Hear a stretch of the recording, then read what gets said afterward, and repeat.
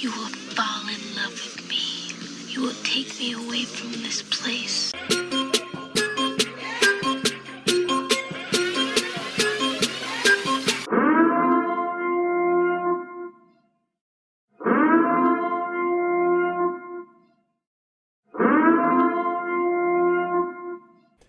Full disclosure, news and commentary number 119, 119, 119, 119, 119, 119, y'all. A couple things right off the jump. So, yes, this Saturday, people have been asking, Friday, Saturday, Sunday, what's going on? Saturday, I'm going to be there at IWE. I'm going to leave mega early in the morning, and I'm going to be there at IWE. Very excited about that. Hammerstone against O'Shea Edwards. The Ducklings taking on Viva La Amish, as well as the Rapture. Holy crap, I know the card pretty well. Owen Knight, who we had a guest on Tipping Point, who was amazing and fantastic, against Skrilla, who's winning titles everywhere he goes, apparently, including the Roger Davis show, which they didn't have a ring, and then they got a ring, and then everything ended up being okay. And Roger Davis is a weird dude, and has been for many, many years. But happy for Skrilla on that one. Danny Jordan, of course, taking on Vert Vixen. And then we have David Ali and his fellow stablemate in Overkill, Carly Bravo, taking on AC Mack and Ashton Starr. You kidding me? And then their other stablemate, Zicky Dice, taking on Logan Creed. I'm going to see all kinds of people that I like, all kinds of people that I want to see, all kinds of people that I want to hang out with. Looking forward to that IWE show very much. So that's happening on Saturday. So yes, I'm going to be there. I talked to Larry. Larry is going to be at the Peach State 18th anniversary show with Raven and Buff Bagwell. What? Larry called dibs, and he wanted to be at that show because he knew there was going to be a story to tell, a tale to tell. Best of luck to Shane Knowles and all the boys, Peach State. And then Rob, I believe, is going to be at Southern Fried. So, as usual, we're covering the gamut, right? We're covering it. Larry's top 10 list was amazing, really fantastic. And then he got to see he got to see Michael Judas against David Ali, which they made a big deal about. Who is the guy in Georgia? I think that's really cool. Rob is going to do a top 10 list of venues. He is the man to be able to do that list. And I'm going to do top 10 promotions this week. I'm asking for it. As you can see, I have caught up mightily on the videos that I'm looking at. And people are still sending me videos to look at. Whew. Somebody asked, am I going to do a war? More than one person asked, am I going to do War Journal while I'm in Georgia? The answer is yes. Our commentary is about Conor McGregor and everything that went down and what it tells us about pro wrestling and what it should tell us about pro wrestling in any case. Sweet. And we have some adjustments to make on Patreon and picked up a new person. One other person changed the amount that they're giving. All kinds of stuff. Hopefully that's all reflected in the changes in the Patreon video at the end. I got an unboxing to do, and I know who it's from. It's from Candy Cannoli. Wait a minute, there could be candy bombs. It's not. I don't think so. I don't think there's a candy bomb in here. It could be licorice. It could be licorice. Would that be a candy bomb to you if it was licorice? It would be a candy bomb to me. Hanging out with the young one, the old one, is at a sleepover, which is awesome. You say Leo And the young old one, like he's the like old one, yes. 25. Well, teenager for sure, legit teenager. He's 25. Secretly, he does a bunch of oils and things. All right, boom. Let's look. Look at the hotness. Look at this one. I need to see.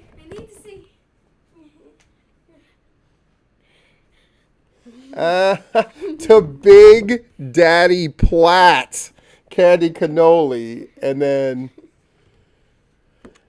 Candy with the candy in the background. You like that one, kid? Awesome. So I will definitely add one, if not both, pictures to my. Simple. My kid just called it the simp wall. You see this? You want smart, funny kids until you have smart, funny kids. I am proud of that kid, though. It's a minor thing, but we went to a legit restaurant. Now, keep in mind, the nicest restaurant this kid's been to up to this point in her life is Olive Garden. It's a sad story, right? So I'm like, the older one, Leo's not here. Leo is the super fussy eater, so I'm like, I got Veronica with me. I can check out one of these joints that wants me to do a review for him. And Veronica, maybe we'll get to try some new things. Veronica tried it all. Veronica ate the fried rice and loved it, which will make. I ate fried rice in my life as a quarter Asian kid. Why? As a quarter Asian kid, yes. So my mother will be very happy. And then got the shrimp on the hibachi grill. So my kid was living the life. We had a good time. We continue to have a good time. WrestleMerica drawing 200 in a show, though, I gotta say, as far as ring work goes, on paper, maybe the best one they've done. I think it was really awesome. And anytime you have Shane Marks against Fry Daddy, anytime you have that kind of stuff happening, and you got David Ali against Michael Judas, I mean, all that stuff makes me really happy. Really, really cool. Southern Violence, congrats to them. When you're doing standing room, you're doing something great. When you're drawing the biggest crowd that you've drawn in a long time to an indoor venue, 250, they're doing something great. And the reformation and the domination of the left-hand path. So they're trying to tell some good stories. They're making things happen. Super, super cool. PCW, drawing a crowd reminiscent of the days at Academy, which is really, makes me really happy. But I really want to talk about that Nick Halen against Nausism. That was match number 3 of their best of 7, and they're doing it at multiple promotions. And what a cool idea. And so many people working together. You know, when you look at Rob's like West Georgia report, right? So you have so many groups working together, drawing good houses. I think he gave them 140, give or take, right? So for West Georgia, that's really good. I'm very nervous. I'm just going to be honest. I'm very nervous for Peach State because if they're doing all of this and they draw 100, that's going to be a disappointment. But if they can get up to 200 or more with Raven and Buff and all the great stories that they're telling and their 18th anniversary, that'll make me very happy. So I hope that, and I wish that for them. Cool. I want to talk about Dan and Tank tearing it up. So both of them and Ron Nemi were like, did you watch the shows from last weekend? Did you watch the shows? Did you watch the shows? I finally got to. At least I got to watch one of them. And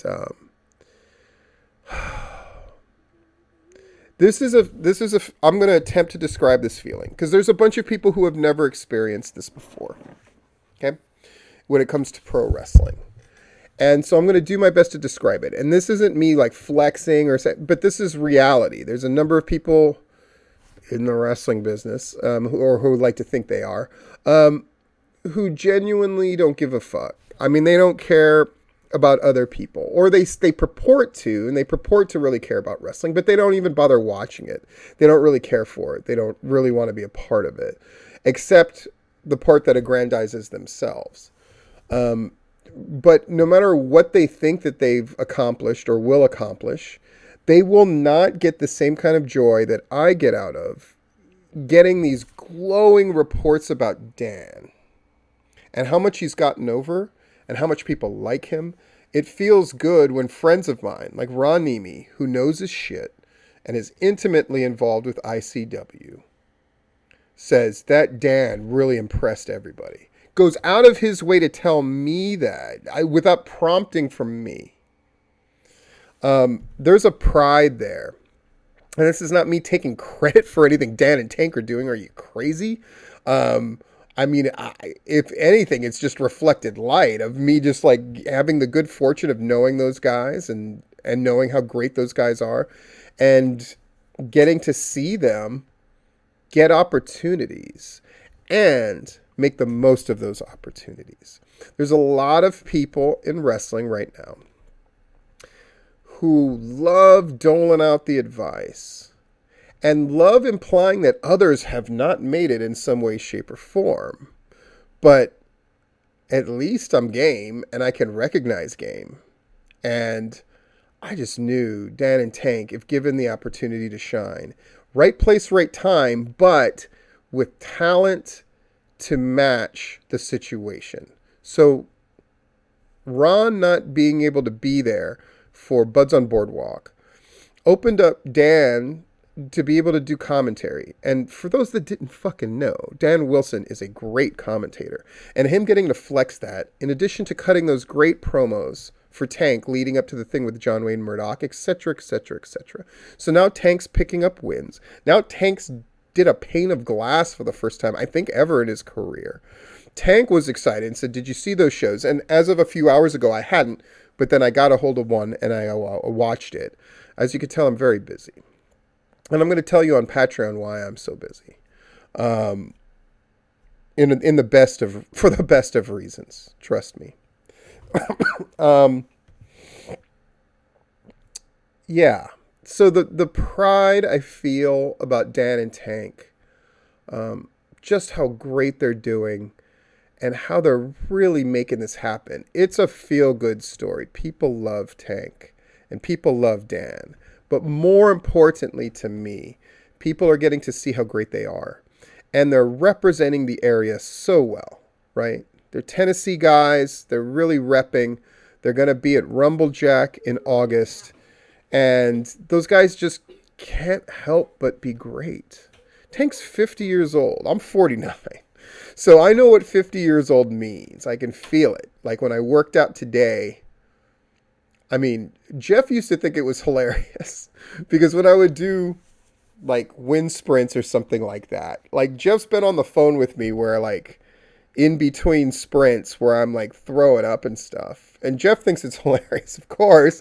But you know, that comes with it. Like you get older and things slow down in your body. It's just tough. And the fact that Tank is able to deliver and isn't just, here's the thing, Tank isn't just a legend in name only.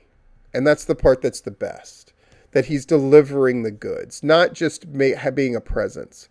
And when you look at something like Paul Orndorff dying and Terry Funk being in such a bad way, it's important to note that things don't last forever.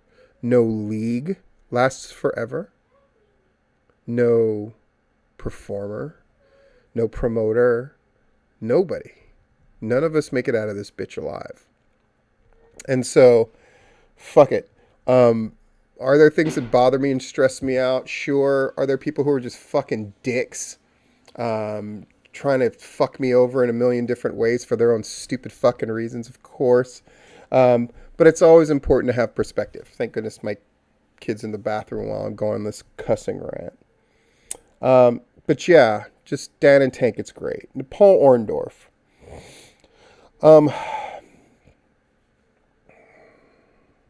I did get to work Paul Orndorff once. Once. In the late 90s. And it was fine. I specialized in wrestling like the old guys. I liked him more than most of the older guys I wrestled because he actually wanted to do stuff. Most of them won't bump, won't do this, won't do that. At least the ones that I worked with. Now keep in mind, I worked with like the old, right? Whose value was their name in its entirety, and then making sure that they sang Tiny Bubbles. That's what I used to call it. Because I grew up in Hawaii, Don Ho. If you went to Don Ho, my dad called it the Kiss the Old Lady show. Because it was just Don Ho kissing people and then doing Tiny Bubbles at least 3 times. That was, so I call it doing tiny bubbles. So when you have these old guys, and this is not a phenomenon that the guys are going to get nearly as much as they used to in the 90s and even early 2000s, where you would have that old guy in your show, where Dusty Rhodes is going to roll into Wildside/Anarchy, right? Like, these kind of things don't happen nearly as frequently. That's another reason I'm fascinated with this thing with Raven and Buff Bagwell for Peach State, because it's very throwback in that way, right? But Paul Orndorff, he was willing to do stuff. And then we had a connection that I didn't even realize that we had, because Davey Richards, who's been tearing it up, made that appearance for MLW and did great. He's going to wrestle Chip Day. I'm so fucking excited for Chip for PWX. Chip, by the way, who's going to work James Storm at Viral. So Chip Day suddenly is having this great, unbelievable year. It's fucking fantastic, of course. But Paul Orndorff, I hadn't realized, was Davey Richards' original trainer. The guy who like ran him through the paces, taught him how to bump, run the ropes, all that kind of good stuff. And then he credits me with being his second trainer. And he definitely was already able to work, and a huge fan of TNA. And so, you know, I told this story before of like the first time Davey Richards saw me, he's like, oh, that's the trainer. And he like does the shooting star press in the ring right next to me and lands on nothing, expecting me to like mark out. Instead, I'm just thinking like, who's this idiot just throwing himself on the mat? But yeah, I hadn't realized that Paul Orndorff was his original trainer, which is super cool. Paul Orndorff, just one of those tough guys. Here's what there's two things that I remember distinctly about Paul Orndorff. One, he's one of these guys that is in a very narrow, like, crossover Venn diagram with almost anybody. He's a guy who, let me list a number of the things that he accomplished. He's one of the guys that has wrestled Ric Flair to a 1-hour draw. He's one of these guys that actually fought with Bob Roop in Florida and held his own. If you don't think that's impressive, then you don't know who the fuck Bob Roop is, apparently. Right? He's a guy who legitimately set an attendance record for a WWF event. Because when he turned on Hogan, and then they did that show in Toronto, that was a legit 76,000, which was actually more than they had done. But because they had faked numbers for certain WrestleManias, they couldn't claim that crowd as the biggest, but it was. And they had a 6-month run. Orndorff and Hogan had a 6-month run. Probably one of the most profitable runs and feuds in pro wrestling history for that 6 months. From the time that Orndorff pile drove Hogan, which I remember as a kid, I'd seen turns before and things like that. That one was incredibly memorable. And as much as we didn't like the WWF compared to everything else, not a person amongst my friends, even the ones who didn't really like the WWF, everybody admitted that was fucking awesome. And Hogan clearly trusted Orndorff. Because Hogan was not the kind of guy who liked taking pile drivers and stuff like that. But he trusted Mr. Wonderful. How could you not? Right? So they drew the 76,000. Then they had a series of matches without clean finishes. So they could culminate it at Saturday Night's Main Event 9, where they did a cage match. Where the finish was, they both landed at the same time because you could escape the cage. They both landed at the same time, made them restart. Then they did the typical Hogan finish, hit him with the leg drop, walked out of the cage. But it showed the level of respect that they had for Paul Orndorff and how much money they were fucking drawing. Here's the other thing that Paul Orndorff will always think of, and it shows the power of his brand. You ready? If I say Paul Orndorff and his robe, you can picture it in your mind's eye. You know that robe. You know that red robe with the silver writing. Like, that guy had a look that was distinctly him. And he was in shape.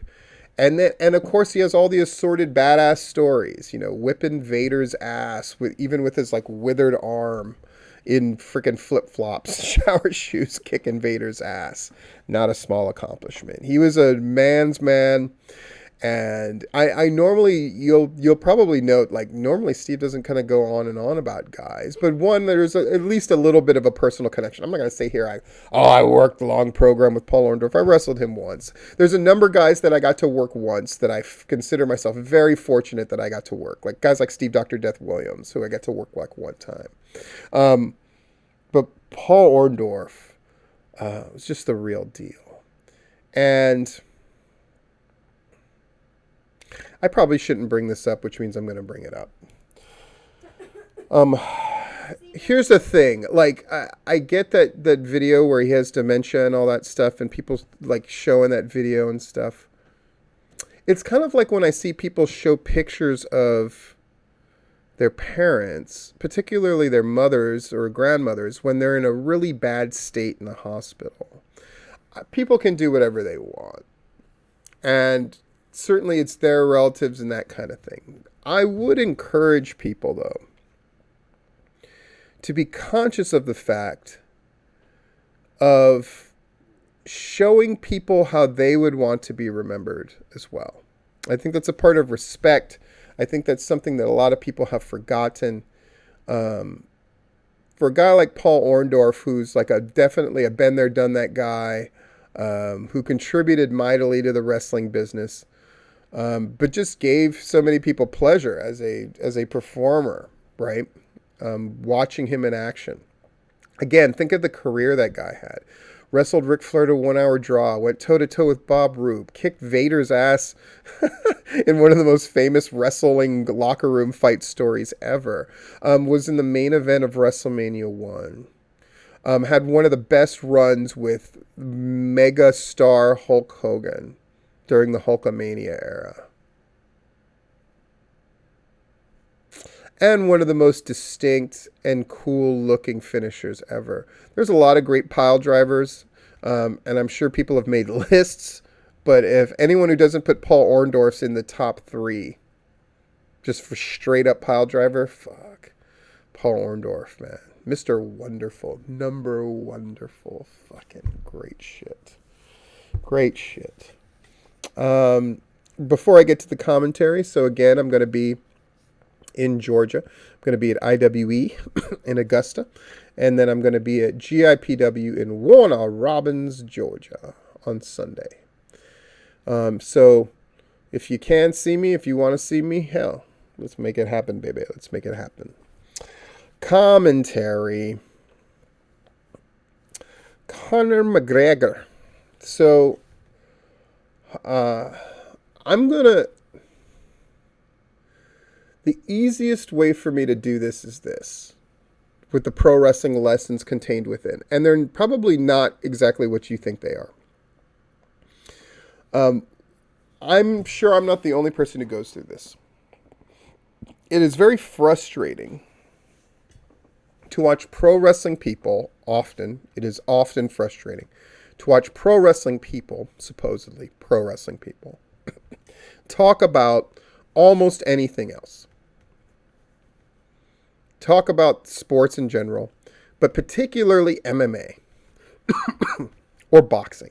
You know what the fuck they're talking about. But more than that, it's this current thing that's been around for a few years now. We've seen it through politics and the rest of it, where people just develop this lens and they see everything through the lens, and it skews so many things that are... So they say them incorrectly, they perceive them completely wrong.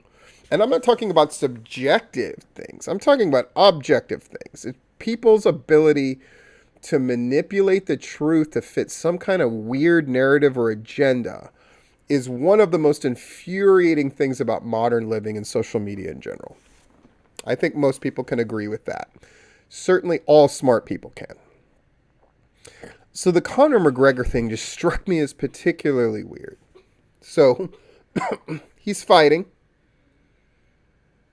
Conor McGregor at one point was in a position to win, but the people who were saying like, oh man, he almost locked that guillotine in, they don't know what the fuck they're talking about.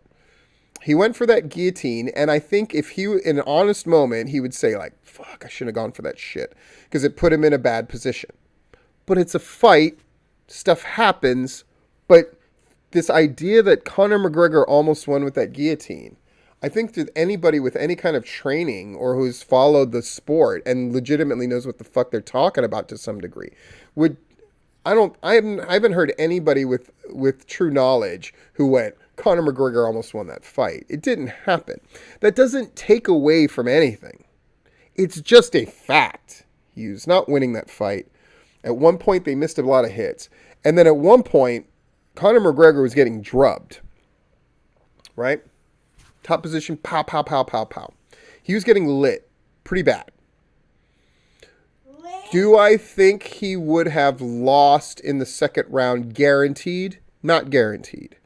Do I think he was on his way of being in trouble? Similar to how the Khabib fight went? Yes. With that said, Conor steps back, breaks his tibia. Fuck me. Oh my God. Right? Goes down immediately. Goes down immediately. It's the end of the round. Referee stops it. Right? Because he has a brutal injury. Brutal injury. This isn't hurt. This is snapola. Right? If you've seen the pictures, you've seen it. Right? And is immediately talking shit. And saying crazy stuff. Right? I don't get people debating about stuff that was recorded. Right?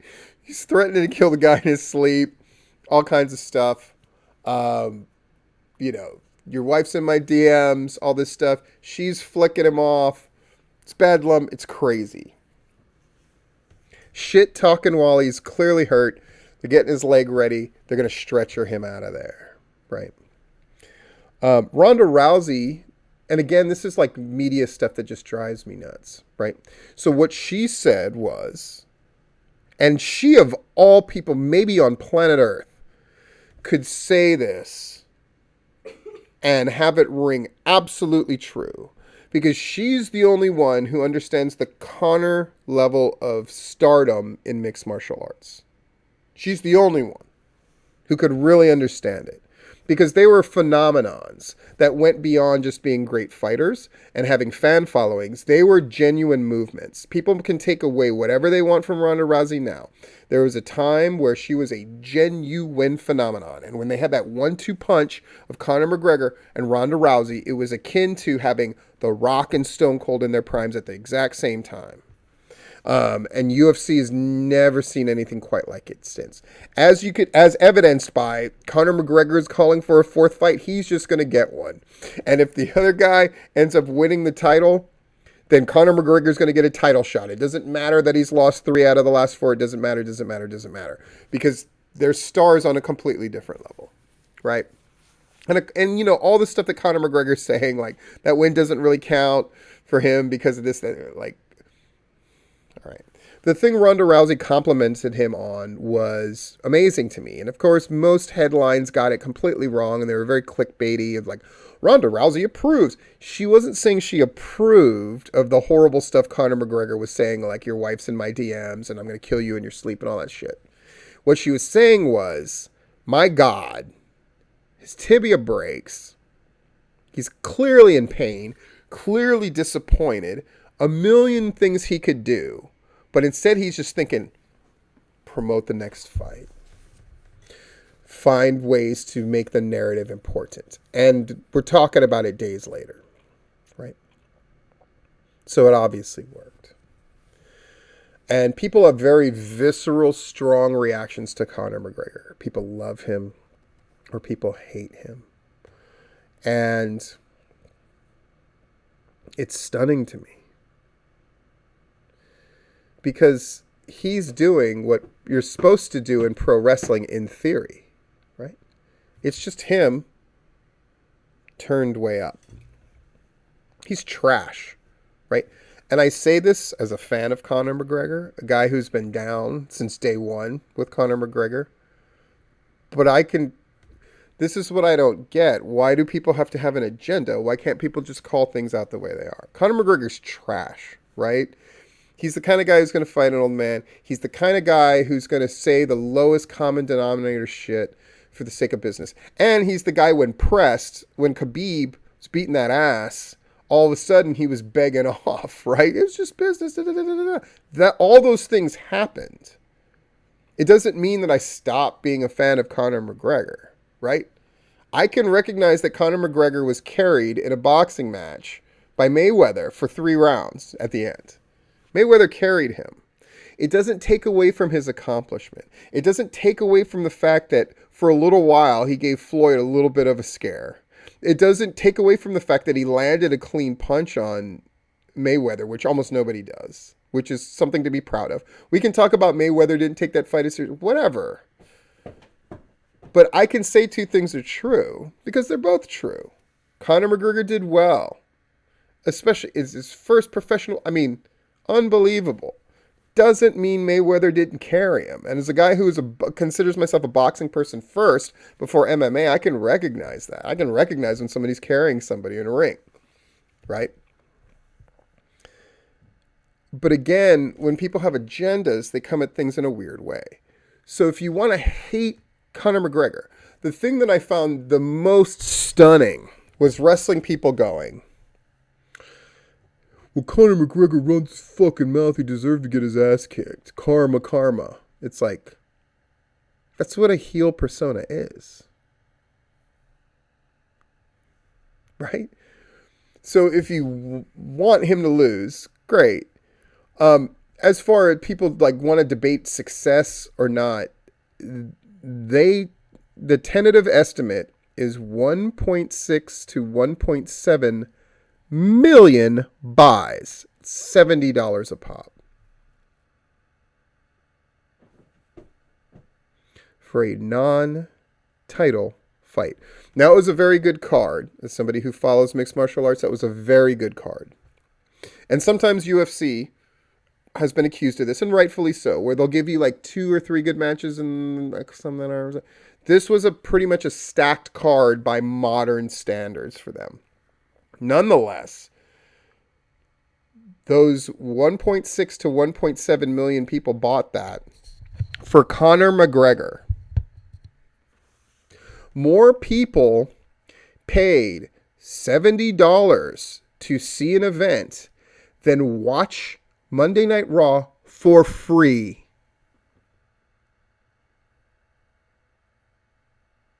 Now does it sink in? The stuff he said afterwards, was it reprehensible? Yes. Was it done in the service of, I have to create a different narrative rather than my career's over? Of course. Do I think his career is over? No. Do I think he'll come back? Yes. Do I think he's even 70 to 80% of the fighter that he once was? Not at all. But he's keeping the eye off of that ball, and that's his job too. I think about the great fighters that have gone down with horrific leg injuries, especially Anderson Silva. And for those who have been following MMA for a while, Anderson Silva was considered pound for pound, right? It's to me why I just adore Chael Sonnen, because Chael went at the teeth of Anderson Silva when Anderson Silva was murdering dudes. I mean, bam, elbow, knocking them out. Just crushing dudes, and Chael was good enough to keep up with Anderson Silva. It's why I'll always have a soft spot for Chael. I always think that it's one of those things where Chael, different place, different time, different opponent, would have had an even more successful career. He had a successful career, Hall of Fame type of career. But I think Chael could have had an even bigger one, but it was just kind of it was like Barkley playing in the era of Michael Jordan. He wasn't going to get over Michael Jordan. He was going to give him a game. He was going to give him a final, but he wasn't going to get over Michael Jordan. And I feel that way about Anderson Silva, who also had horrific leg injury. Hopefully Conor McGregor comes back. But I do find it amazing. Wrestling people, this is the point of this commentary. You got to be more real. And you got to be more analytical. And instead of seeing these things as disjointed or seeing them in pure pro wrestling terms, see them in storytelling terms, and ask yourself the question, why? I think it's the most unasked question in wrestling that needs to be the most asked question. Why? Why are Dan and Tank having success?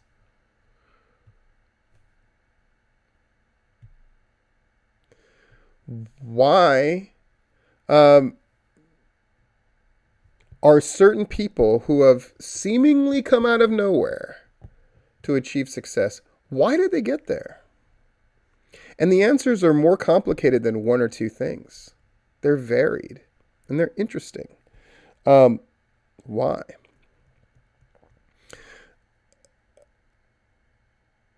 Again, at the end of the day, people can say whatever they want. When I was in wrestling, to show how things have changed, I was mocked because I went to college, right? At some point. Yes, and I had a master's degree. My God, even worse. Like, they called me Joe College, like very derisively, because there was this idea that academic knowledge was a waste of time, or it closed you off to being street smart or whatever, right? And I'll be the first one to say that I learned so much through pro wrestling and the way it was structured back then, actually having to go from place to place and figuring out how to make it financially from place to place. And I lived life, that's for sure. I'm still living it. But one thing academics allowed me to do was to give a different angle and an ability to sort of pick apart information in this bloodless manner, instead of everything being fueled by feelings and passion, to just go, why are things happening? Because you could learn a lot from Conor McGregor, no matter where you stand in position with him. Even something as simple as, and we can find an example in Georgia wrestling, there's this call of like, David Ali is so far ahead of everybody, and just by simply going, slow the fuck down. Quit being disrespectful to all the other wrestlers plying their trade. And just for one thing, Michael Judas. I was more stunned at the wrestlers that were jumping on board with David Ali. Is David Ali great? Of course. Is he the number one wrestler right now? Probably. Larry certainly thought so, right? Is he head and shoulders above everybody else? I think that's disrespectful. But when I looked at particularly the wrestling people who were jumping on this idea of like David Ali is just so superior to everybody else. One, they were usually homers that only really knew one thing, which was tended to be Southern Honor, right? Or they were people that had a weird agenda of like, and I mean, I'll probably get in trouble for saying this, but it's the truth. David Ali's black. I want him to be a success, so I'm just going to say he has a career way above everybody else's. And that's a disservice to David Ali. David Ali's worked very hard, has gone from most improved to well beyond just being most improved. Like, he's in the hottest group, Overkill. He's working for everybody. He's been Southern Honor champion forever and a day by their standards. When you do one show a month, if you've held the title for 4 or 5 months, you're really doing something, right? That's the majority, right? He's probably going to set their like length of title reign record, right? Not counting COVID. By the way, people who were quick to like, yeah, this part where nobody was wrestling, I was championing them too. Okay, sure. But man, I always think of like the really interesting discussions we could have if we could step back and just look at stuff, right? Like, I had fun looking at that Joe Black and Timmy Luretten match. But everything that I had read was from people who were quick to go that it was a flawless match. And the crowd was completely, like, hyperbole doesn't become reality just because you say it loud enough. And it really does a disservice to how great things are by overselling them. Yeah. And even worse, Conor McGregor, who doesn't know who you motherfuckers are. Like, you can have whatever opinion that you want. For me, it is way more interesting, attractive, and fascinating to go, why are things happening? And why would Ronda Rousey go out of her way to say that? I think because Ronda Rousey is the only person on God's green earth who really understands what Conor McGregor did, which is like, dude, bro busted his leg. And his first thought is, keep this thing alive. When people in pro wrestling don't have that instinct of keep it alive, under no duress, when that's the job. A lot of wrestlers really liked it when I spoke about magic. Well, I'm going to speak about something else.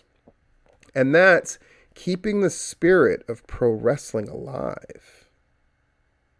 And that's about advancing yourself. That's about doing whatever you can to promote the groups that you're working for.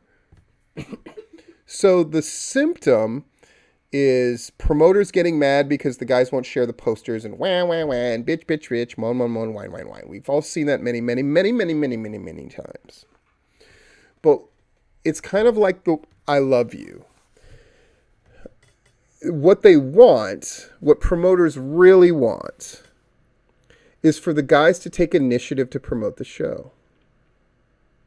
Like, I think about, this is a time where you can cut a promo with your phone, instant quick. And everybody should be doing it for the shows that they're on. You should just be doing it as an exercise, if nothing else. But more to the point, to show the promotions that you're working for, hey, I give a fuck. That's going to engender good feelings. Plus, it's going to get you out there. You know what I think is cool? I think it's cool that Joe Black has acquired this reputation of the guy who's the best promo. Why did that fucking happen? Because he cuts them. And I think certain places like Southern Honor were smart enough to really produce them well, but he cuts promos all the time. How the fuck else are you going to get good at them? How else are you, and more importantly, going to get the reputation as a guy who can cut a promo? If you are somebody who does not have the reputation as a good promo person, then you have work to do. And there's nobody stopping you. And in fact, people who are dying for you to do it. So just fucking do it. See things more for why they are. Ask the question why and answer before you just spout off at the mouth. And cut some fucking promos. When you look at the success of the people that are doing it right now. Michael Judas, did he do a promo recently of note? Yes. David Ali, does he do promos all the time? Yes. Does Joe Black do promos all the time? Yes. Does All Star Special do promos all the time? Yes. Did Dan talk him and Tank into things with promos? Yes. Is Matt Hankins a great promo cutter? Yes. Here's a challenge. Logan Chase, where's your great promo? I want to fucking see it. You want to be up for Manager of the Year? Then fucking cut it. And there's been other managers who've been contacting me. What do I have to do to be considered for Manager of the Year? And I haven't answered them. I'm answering them now. Where's your great promos? That's the gig. See things clearly. Ask why things are happening instead of just spouting off at the mouth about your theories. Cut some goddamn promos. This has been Full Disclosure.